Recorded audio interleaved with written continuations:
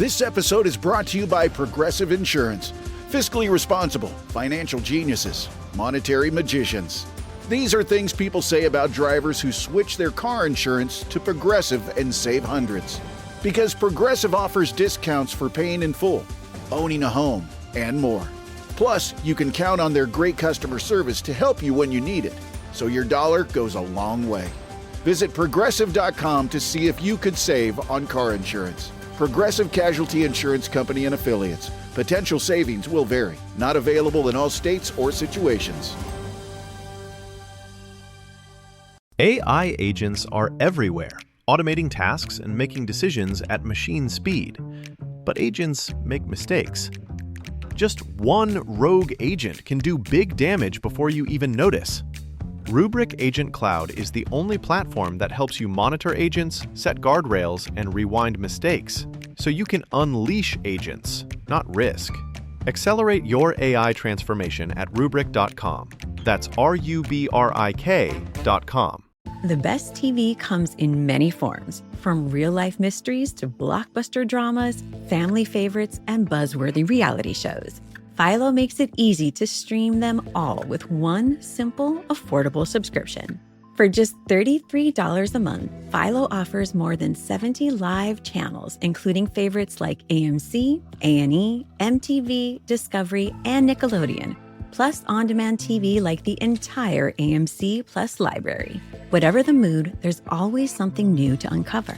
Philo subscribers also get access to HBO Max Basic with ads and Discovery Plus at no extra cost, along with unlimited DVR that saves shows for up to a year. No long contracts, no complicated setup, just endless entertainment ready to stream anytime. Ready for a better way to bundle all the TV you love? Get started at Philo.tv. That's PHILO.tv. Your next obsession is waiting.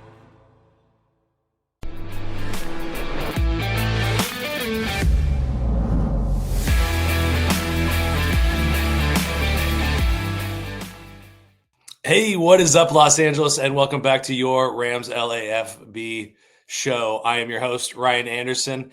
We're switching it up now. My co-host, the mostest, Ryan Dyer, joins us. Ryan, how you doing today? What's up? Good. I had to put you on, we can do this, but I had to put you on the left side of the screen since you're truly hosting now and killing it all week with guests and everything, holding the fort down. So well done. But yeah, always good. We'll always still be together one or twice a week. So great to be back and talking big game Rams Seahawks. But how are you? Hasn't started raining yet. We're still dry right now. But how you doing? Yeah, I didn't even see the forecast. I just looked at, that social media site called Nextdoor. Oh, I was going to say like clouds, but yes, I know Nextdoor. They have a flood warning up, and I was like, what? And I guess we're expecting rain for the whole week. So a little bit different vibe here in LA for sure. But it's, Seattle's coming down, bringing the rain, big game, rainy Seattle, 2.5-point favorites. The Rams are at home for this big game. I keep saying big game because it's huge. It is. I think CBS ranked it as one of the top games remaining left in the season. This is the so-called DVOA Bowl. FTN over there, Aaron Schatz with the DVOA metric. This is the number 1 team and the number 2 team in DVOA. So, I mean, just kind of what are your first initial thoughts heading into it? There's lots of storylines. Cooper Kupp, Ernest Jones, Puka Nacua, if you want to throw him in there, a bunch of former teams. But what are your thoughts? Yeah, well, I think my initial thought is, Seattle, I don't know if you think this, but I feel like Seattle's a pretty surprising top team this year. I think, we'll just stick to me and you. I think we thought they were going to be certainly competitive and, a tough divisional game, but I don't think we saw them basically tied for the best record in football. And, Sam Darnold, it was going to come down to how he played and if he kind of lived up to what he did in Minnesota and can translate that. And he's done that and then some. And because Seattle, they dished DK Metcalf, they dished Tyler Lockett. They had some other players injuries they dealt with, obviously added Cooper Kupp. but just didn't know what the offense would look like. And they've looked fantastic with Darnold and Jaxon Smith-Njigba, and obviously their running pairing of Kenneth Walker and Zach Charbonnet. So really good team. It'll be a really tough battle for the Rams. I do like the Rams matchup, which obviously we'll get throughout the entire episode, but I think just on the surface, it's more just surprising that here we are in November and this is considered one of the best remaining games on the NFL slate. Just because I didn't think they'd be both 7-2 football teams. So good to see. And it's fun when two good division opponents can go head to head, but what are you seeing from it from the bird's eye view? Well, just kind of bouncing off what you're saying, I mean, I think we're looking at maybe two of the best coaches in the league, which is, we didn't know what Mike Macdonald was going to be necessarily. He obviously put together a decent team last year. But then coming back and, making really smart additions to their team. You think about some teams that like win the offseason and then the regular season comes and they just fall apart. Commanders this year have that vibe. Houston Texans the year before, adding a whole bunch of pass rushers and weight to the team, but not the Seattle Seahawks. Just you mentioned Cooper Kupp already, but on the defensive side, added Leonard Williams, added Dexter Lawrence, drafted Nick Emenwari, who's kind of surging as an interesting safety prospect, which are super important on a Mike Macdonald defense. So I think early showing is. The combination of Mike Macdonald and Clint Kubiak is serving everybody really well. And then to bounce off your point about Darnold, I just put up an article about his transformation of a guy that under pressure shrivels. And we saw that last year twice against the Vikings. They mauled him. I mean, he didn't look like himself in the later part of that entire year. And against the Rams, it was a disaster for him. But this year, his numbers against pressure have been phenomenal. His jump is actually pretty historic. Just some of the advanced metrics against pressure are pretty great. So, what do you think? Not to cut you off on your point there, but what do you think attributes to that? I mean, this is just more just a spitballing, but that's such a short period of time to change that. I mean, that's a tough day to go against, changing out your internal clock against pressure, to be horrible at it and all of a sudden make this jump. I mean, is that play calling? Is that Clint Kubiak? Is that just his continued maturation as a quarterback? Like that's a fascinating thing to make that big of a leap. It's not just like becoming more accurate or something. Like, it's a big deal, like changing your metrics against pressure. Yeah. I mean, I think he realized that he had something to prove. I think he came into this year wanting to show that he was a good quarterback. So I'm sure he took steps on his own to improve that. But I imagine the coaching helps as well. I mean, it's not like this is like a run and gun kind of offense. It's, there's some developing plays, lots of play action in this as well. Maybe that helps him. Maybe that gets his head cleared by turning his back. Some quarterbacks really can't turn their back to the defense and know where everything is. So maybe that has something to do with it. But whatever did worked, and he's not the same quarterback that he was even just last year. And I mean, you've pointed out that he's still a young man. Yeah, 27 by quarterback standards, younger than Stetson Bennett, I believe. Yeah, we're just a little bit older, but and part of that sometimes it's with any player, not just quarterback, but sometimes it's a mindset. It's more mental almost. And sometimes that mental change, and this is going to sound very therapist like, but sometimes that change can happen when you truly feel like wanted for whatever reason. Like even last year in Minnesota, confidence is an easier, more sporty way to say it, I guess. But even in Minnesota, he was kind of signed in as like going to be potentially a backup, or would spot start if JJ McCarthy wasn't going to be ready as a rookie that they drafted. Well, then McCarthy goes down and is out for the year. And so he then takes the reins of the starter and obviously does what he does. And then the team said, okay, well, we saw what you did and we still don't want you. And then Seattle says, okay, we'll give you whatever it was, 3 years, pretty lucrative I can't remember exact contract figures, but it's 35 million plus a year, I think is what they got him for. So sometimes that's just confidence. Like, okay, these guys really wanted me. I began my proving points last year. Now it's time to elevate to the next level. So I think that certainly has helped in that characteristic. And when you look at this Rams defense, Skinny, going against that, like how they got to Minnesota was that pressure. I mean, they just were eating in the backfield. Like you almost felt bad for them in that playoff game, how much Jared Verse and those guys were just wreaking havoc back there. But if those numbers are much better, do you think the Rams need to change their game plan at all? Or do you think it's still going to be, hey, we made this guy see ghosts twice last year. Like, let's just stick with it. Even though he hasn't played us yet this year. Sure, his numbers are better, but they haven't played the Rams in this past stretch. Like, do you think they stick with the same kind of concepts or maybe dial it back a little bit based on what he's been able to do? I mean, Chris Shula's been in his bag this year. Excuse me a second. Yeah. Really dialing up bizarre pressures, stunts, and simulated pressures. Both, last I checked, they were like number 1 and number 2 in both stunts and simulated pressures. So, and they're playing a ton of dime defense, which is interesting. And with that many DBs on the field, does that muddy it up? Does that turn the defensive backfield into interception kind of haven? And we've seen that, for all that we've crapped on the cornerbacks and the DBs in general, they've elevated their play. I mean, everybody from Emmanuel Forbes and Darius Williams, Kobe Durant making plays last week as well. So I think that it still has to start with pressure. You saw last week with the 49ers unable to get any pressure on Matthew Stafford, and what that meant. It was 42 points against that team. So, I mean, this is a pressure league. This is pressure. All quarterbacks get worse. So, it's like the old, I think Rich Eisen maybe would say it on Sports Center. You can't stop him. You can only hope to contain him.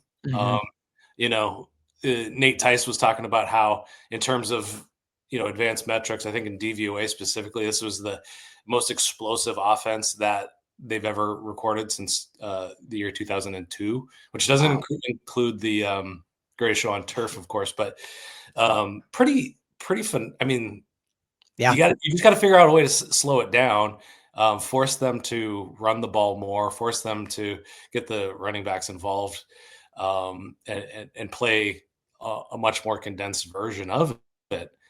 But this isn't the Saints with Chris Olave and Rashid Shaheed. This isn't the 49ers without a number 1 receiver. This is a complete team. I mean, look, going back, our 30,000 foot view, both of these teams are incredibly healthy. Only a couple of guys on the report for the Rams, as always. Kobe Turner popped up on there. That's kind of an interesting one to keep an eye out. That'll have a big effect on the running game and also some of the pressure. So yeah, I mean, you just gotta try to slow it down. You got to make them be methodical. You got to take away explosives. And this will be the one that will be the true test for these DBs, I think, is, what are they truly? But yeah, pressure up front, and the pressure numbers over the last couple of weeks have not been as impressive as they were to begin the season. Just a few against a somewhat beat up 49ers offensive line, and even worse against the Saints. It was bizarrely like 6 pressures, I want to say, by PFF. So yeah, I think they got to come in hungry, and again, I'm going to point to Jared Verse, and it's like, you want to be a star, you want to be the stud that everybody thinks you are. This is the game. This is your multi-sack game. It just has to be. It really is. Yeah, 100%. And I think to that point, like, this team, you've said, like, a very complete team, and I think they've proven that overall, and that includes the defense, but just offensively, which obviously is kind of parts of the defense too. But last week against Arizona, they put up 44 points. Now, I believe, if I'm not mistaken, I don't have it in front of me, but I think the defense had like 2 touchdowns. But still, that puts him, terrible at math, but, right around the 30-point mark for the offense. Sam Darnold had 170 yards and 1 touchdown. Like, it was not like he had 400 yards passing. I know, because he's on one of my fantasy teams and got like 6 points. I'm like, how in the hell does this team have 44 points? My quarterback has 6 fantasy points. but that just shows that they can do it in a lot of different ways. So Rams are definitely going to have their work cut out for them in that. And then we'll move to the offense. Who do you expect? Do you expect them to have someone follow Jaxon Smith-Njigba? Obviously, he is kind of the straw that stirs the drink on offense.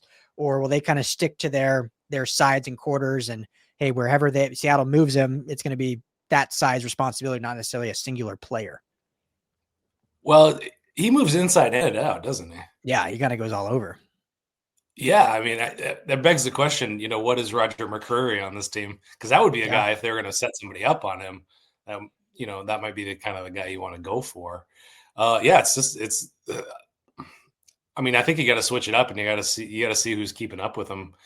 It's probably Emmanuel Forbes. He's probably got the fastest wheels out there. So probably that way. Matches up from a size perspective fairly well. Obviously, if it gets into a man defense situation, you got yourself trouble there, but you're going to find yourself in trouble anyway. One of the guys that's leading, vote getters for offensive player of the year. So, I mean, either way. And, Kubiak was super excited to get Rashid Shaheed involved in there. And we already brought up Cooper Kupp, but interesting Cooper Kupp stat here. He is like 4th in the league in yards after the catch right now. He's got the most in his career other than 2018. He's doing like 7.1 yards after the catch per reception. So that's pretty crazy. And then you add in there Elijah Arroyo and AJ Barner, their tight ends, and it's just like full weapons. And the running backs haven't been good, but in theory, they're a decent duo between Zach Charbonnet and Kenneth Walker. So, I mean, it should put them in a blender. Yeah, it's tough. Yeah, and Cooper Kupp, on the year has 367 yards, 1 touchdown. So not blowing the doors off this year, but as you said, been great after Yak as he has been for most of his career. But it feels like one of those games, right? Like coming back home to LA against his former team. Like he's been very, I think throughout the week has been like, it's another game. Like I think someone asked him like, hey, LA might do like a memorial. And he's like, I'm not dead. Like kind of just really business-like. But it seems like whenever there's this iconic player returning to their former team, not only do they kind of have this standout game, but it's almost like their current team tries to make them have a stand. Like they're going to pepper Cooper Kupp, I feel like, in this game. Like he might have his most targets of the season just because they're like, we're going to have Coop have a big game back in SoFi. What's your this will be a great transition to Sleeper. What's your stat line for Cooper Kupp in this one? Like, do you think he goes off, or do you think the Rams are able to contain him? I don't think he goes off, but I do think he wants some impact plays. So if we're going to put some money down on it, and Aaron Coscarelli, my co-host for some of the other shows, put this one out there: touchdown for Cooper Kupp in this game. I'd say that's probably a lock right there. Anytime Tutty. Well, that's a great time to talk about our friends over at Sleeper, number 1 sports app right now. Make sure to download it from the Apple Store or Google Play. Free to download. If you want to play the daily fantasy, which we're going to show you right now, when you go to make your first deposit, make sure you use our promo code Rams LAFB. It's all one word, Rams LAFB. You're going to get a match deposit bonus up to $100. So you put in $100, they're going to give you a free $100 to play with. So you're starting there at $200. And right now, any new users get a free $20 entry with no deposit required. So if you want to just test it out first before even putting in a deposit, just go sign up, new account, and you get $20 free. And then you can stack it with that promo code when you do go to deposit, Rams LAFB, for the first time on that first deposit, and then they'll match you up to $100. Can't beat that.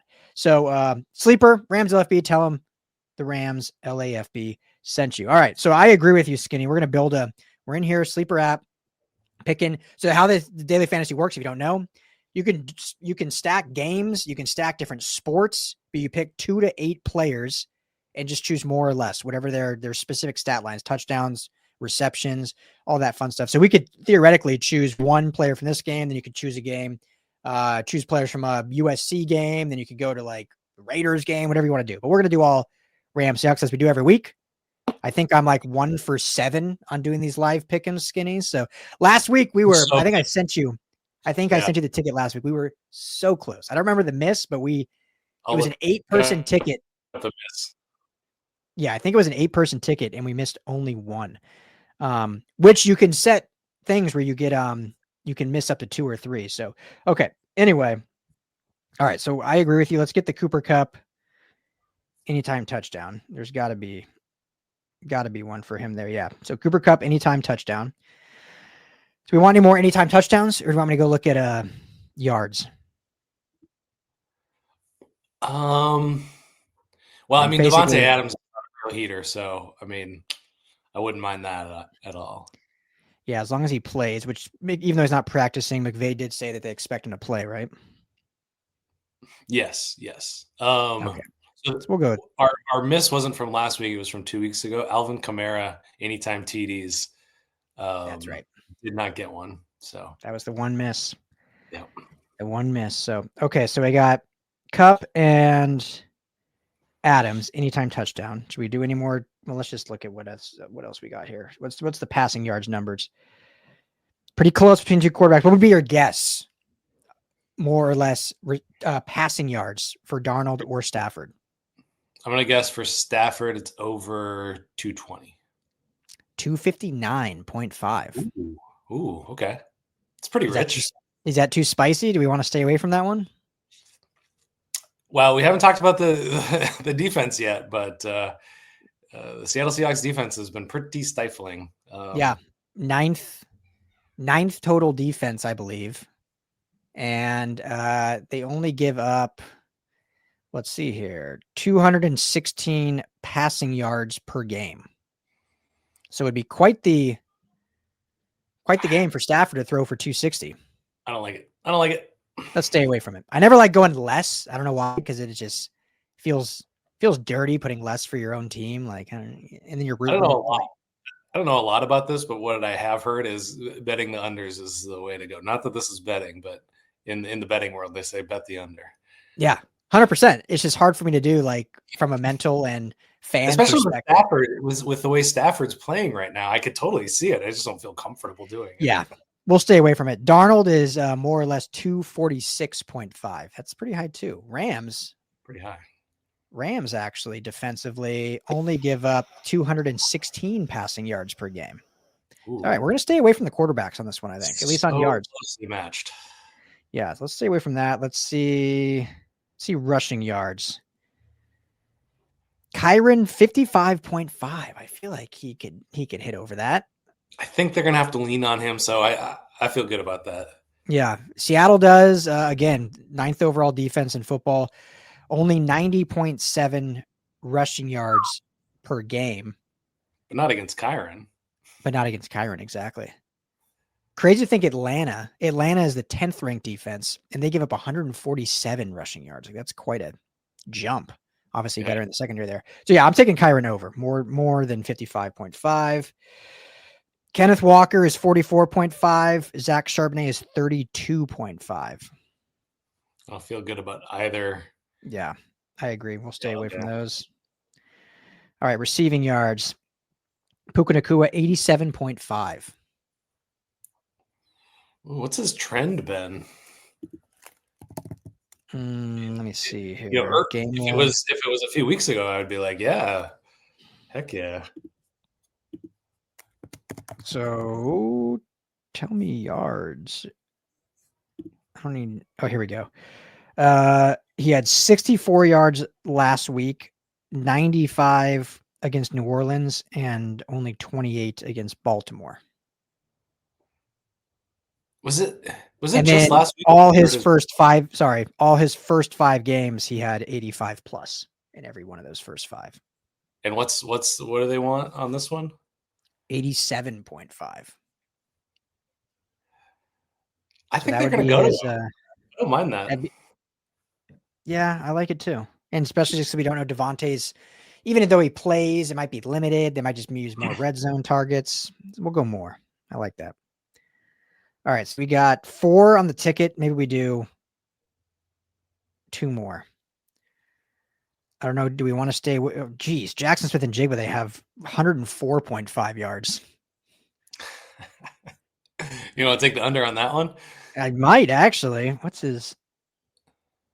Wow, I did not. I know he's been killing it, but listen to these numbers since week 5 against Tampa Bay: 132, 162, 123, 129, 93. Wow, He's only had 3 games under 100 yards receiving, that's insane. and all of them, and even those 3, he had 79 plus. And this was 85. No, 104.5. Oh, 104. If it was 85, I would smash that over. Take the under. Take the under. Oh, all right, so we're I feeling kicked good about this myself. Rams secondary, huh? All right. I think it's more of a function of the pass rush. Yeah, I agree. Okay. All right. We're at 28.1 multiplier right now. That's great. Let's do one more.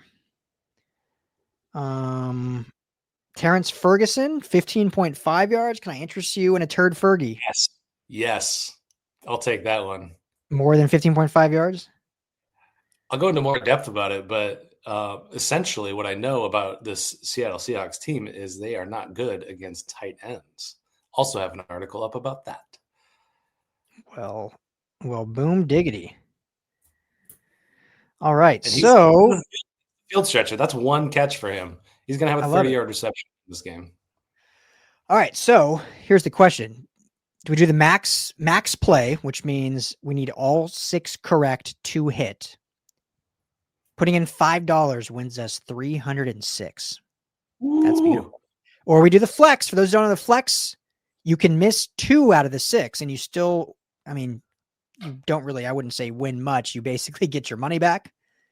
And the max you win then when you do the flex under $5 would be $169, which, still nice little payday for a $5, investment. I kind of tasting that max play. All right. 5 for 300. All right. Yeah. You're playing with my money, so might as well. It's tasty. All right. It's in. Let's go, Ramley. We need this one.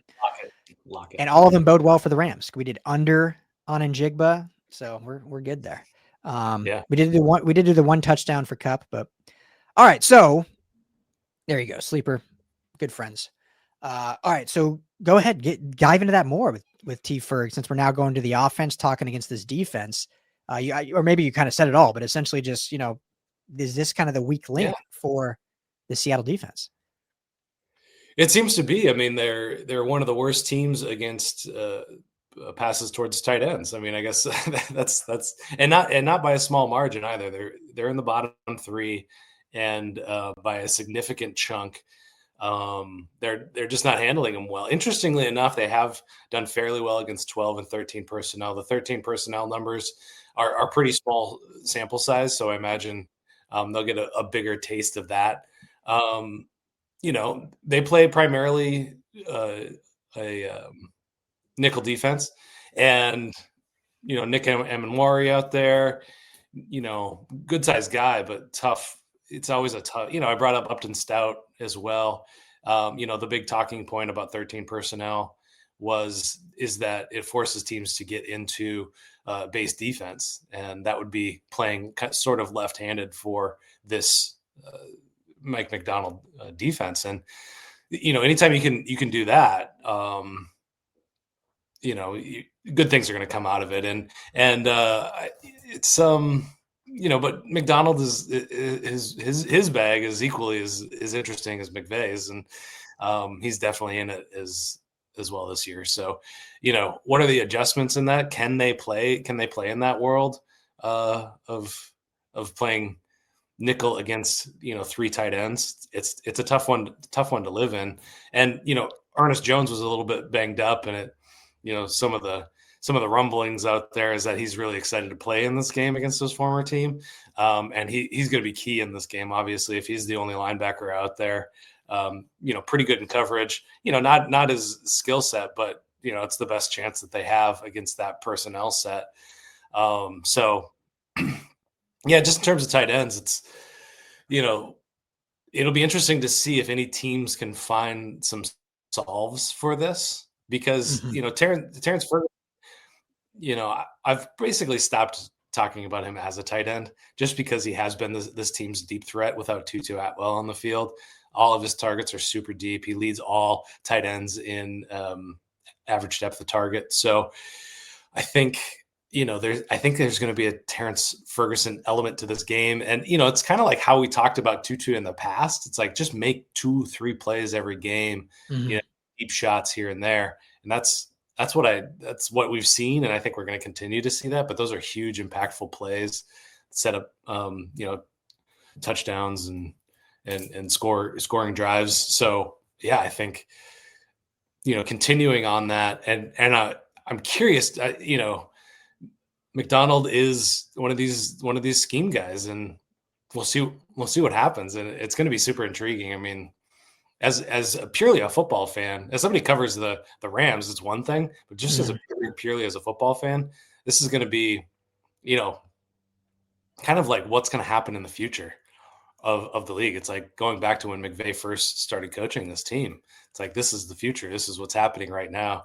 And then the future for the league. So, some teams are running 6 offensive linemen. Some teams are turning linemen into pass catchers. So these heavier sets, this heavier personnel is definitely where the league is going. And from a defensive perspective, Minter, who comes from Baltimore, Jesse Minter, who coaches for the Chargers, and McDonald also comes from Baltimore. So, the future of defense is kind of building out of those two areas as well. So, yeah, I mean, did I answer your question? Yeah.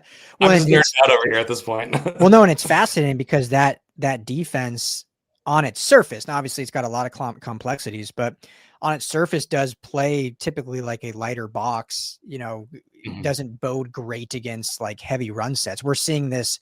Obviously, it's changing, but we're seeing this at USC. Dan Lynn kind of comes from also that Baltimore defense. Obviously, he had other stops, but he had a lot of influence from that. And we're seeing, USC early on was really struggling against the run in the Big Ten, which is what Big Ten football is all about. And they've had to make some adjustments and tighten different boxes and whatnot.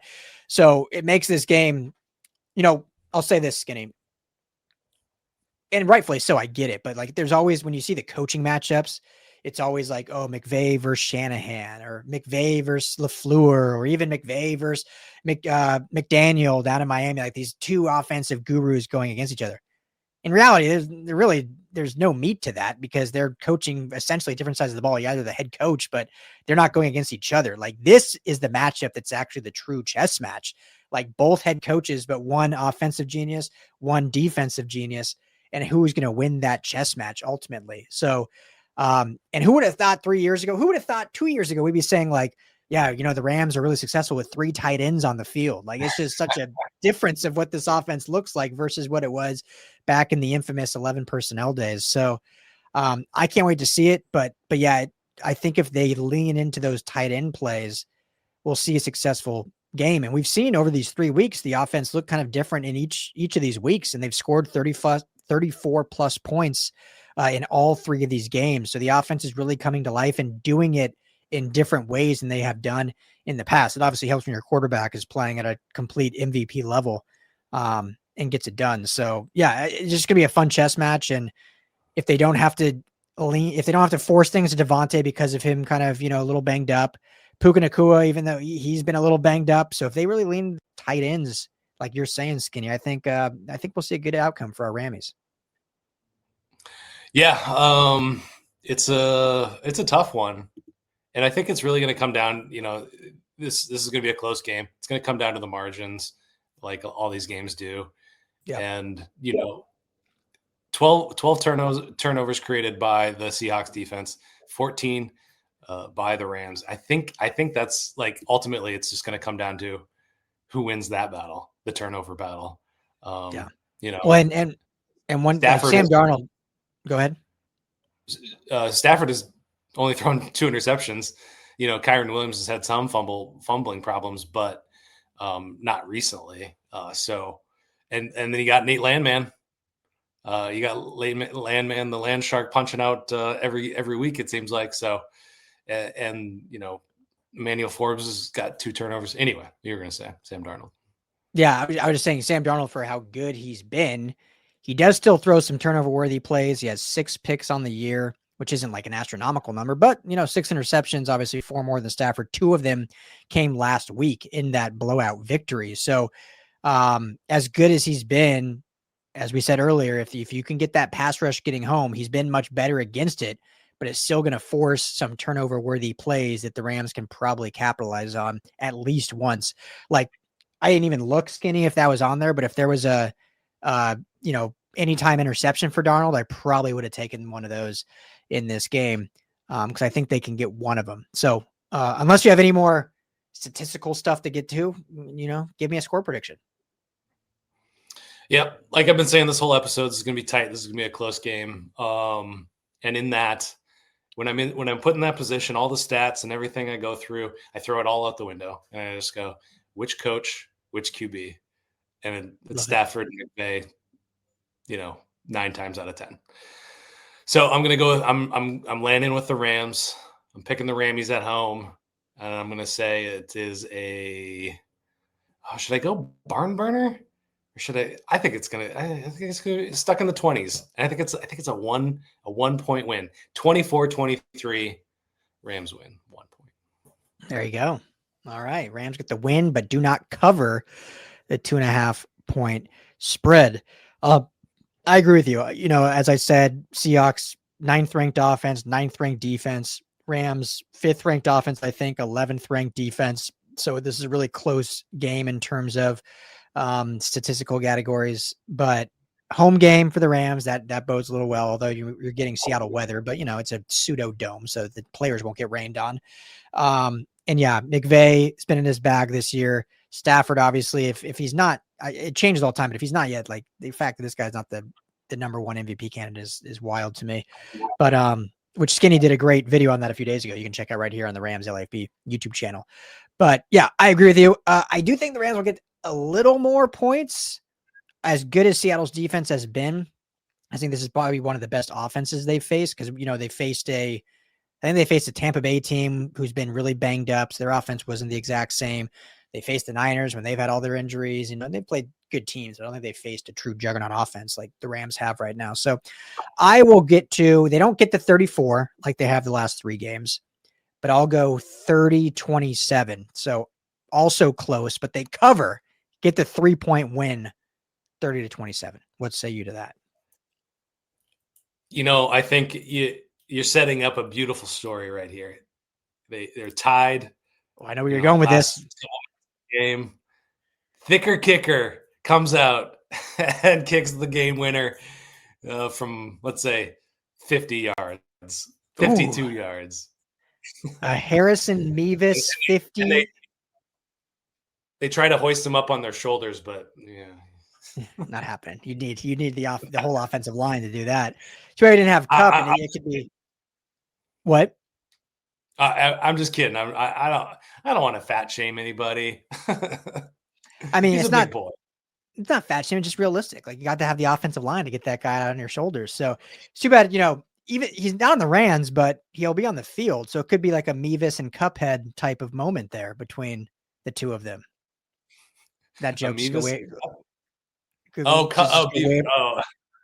Mevis and Cuphead, Beavis and Butthead. No, is that? I'm with you now. Yeah. Okay. It's funny. I've been trying to make that joke in an article here and there, and I just couldn't make it happen.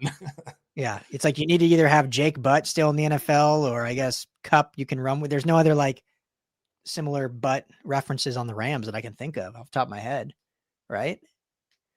No, I don't think so. So we get lucky they play Kupp this week, so you got Cuphead there. Love it. All right. Well, there you have it. Rams win this weekend, Sunday, 105 kickoff, SoFi Stadium. Skinny's got him 24-23. I've got him winning 30-27. Comment below your thoughts on this game. Do you think they win? Give us a score prediction.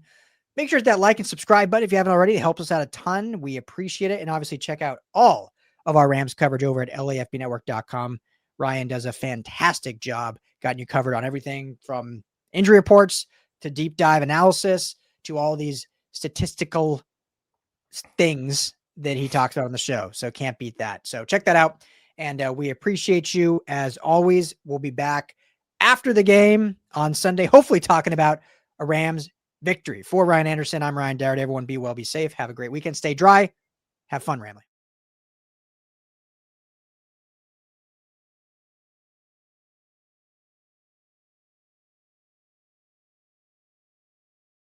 This ad is only 15 seconds. In that amount of time, there are likely to be an average of over 15,000 cyber threats to all businesses. So there's no time to wait. Get threat ready with Comcast Business at comcastbusiness.com/cybersecurity. I like things my way. My coffee, my schedule, and my treatment. So I talked to my doctor about self-injecting with the Vyvgart Hytrulo pre-filled syringe, which contains F-gartigimod alpha and hyaluronidase QVFC. It's injected under your skin, subcutaneously. It means I can inject in my space, on my time. It's my treatment, my way. Visit VyvgartMyWay.com. That's VYVGART myway.com. And talk to your doctor about Vyvgart Hytrulo. Brought to you by argenx. The best TV comes in many forms, from real-life mysteries to blockbuster dramas, family favorites, and buzzworthy reality shows. Philo makes it easy to stream them all with one simple, affordable subscription. For just $33 a month, Philo offers more than 70 live channels, including favorites like AMC, A&E, MTV, Discovery, and Nickelodeon, plus on-demand TV like the entire AMC Plus library. Whatever the mood, there's always something new to uncover.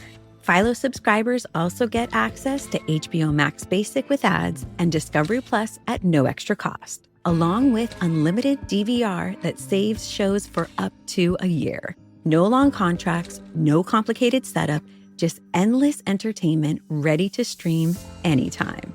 Ready for a better way to bundle all the TV you love? Get started at philo.tv. That's PHILO.tv. Your next obsession is waiting.